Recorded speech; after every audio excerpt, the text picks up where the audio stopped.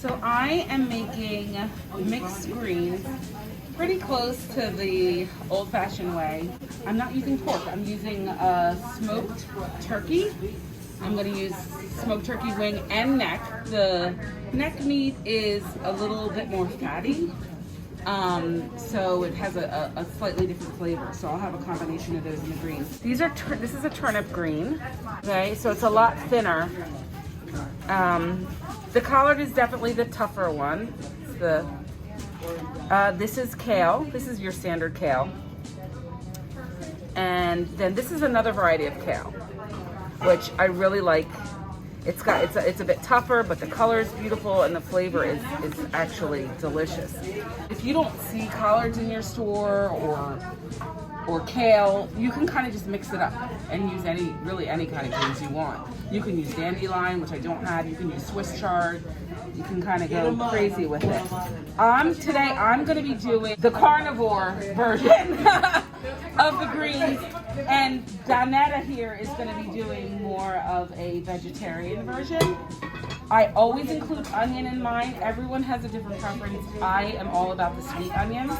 There's a lot of saltiness with the smoke factor, so I like to have the Vidalia onion because it's a balance of flavors. And then I'll also include garlic and chicken broth.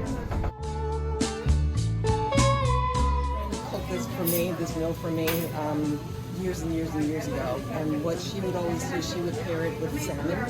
And so the mainstays of hers was black pepper and cayenne salt, but stuck with those like throughout. And then I'll add other spices. I'm really improvisational in the kitchen. I don't have any hard and fast rules.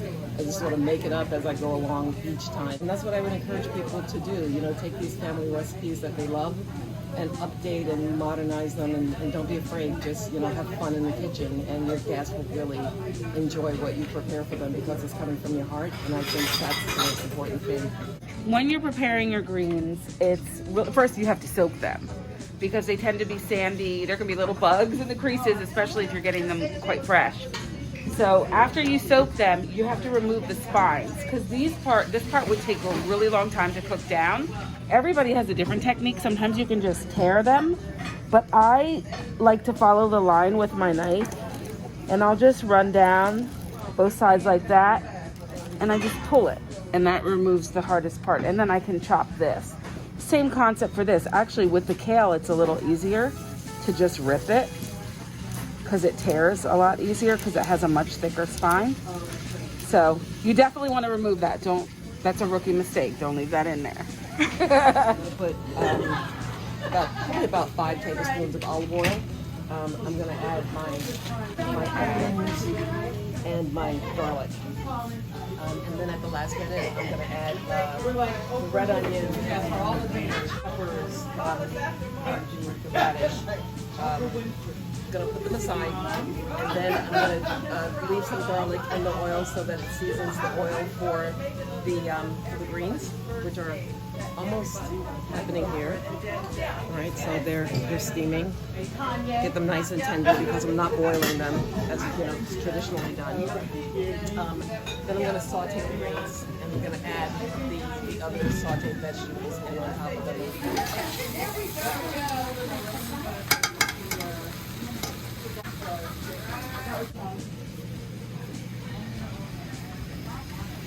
So now that the smoked turkey's been in with the onions and it's flavored the onions a bit, I am going to add in the greens so we can start wilting those down.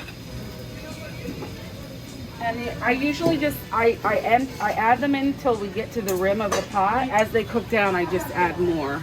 A lot of it is about taste, it's about what you see, and it's about the texture.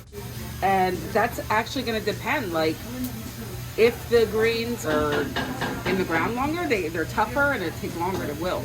And so it just kind of depends. Watch your pot. And I'm constantly flipping them to get the stuff on the bottom to the top, to give the stuff on the top a chance to be closest to the heat so it'll wilt down. So this is hot sauce. Any kind works. This is mild in comparison to a lot of hot sauce. So I just add a little bit because people can add more themselves. So I always add a little bit of hot sauce, and this is plain distilled white vinegar. I always just add a little bit of vinegar. And again, people can add more themselves. But I'll just add just a bit. It gives you that, like a tang. So as you can see, everything is cooked down thoroughly. So I'm gonna pull out the turkey neck because I'm going to cut some of the meat off the bone and incorporate it back into the recipe.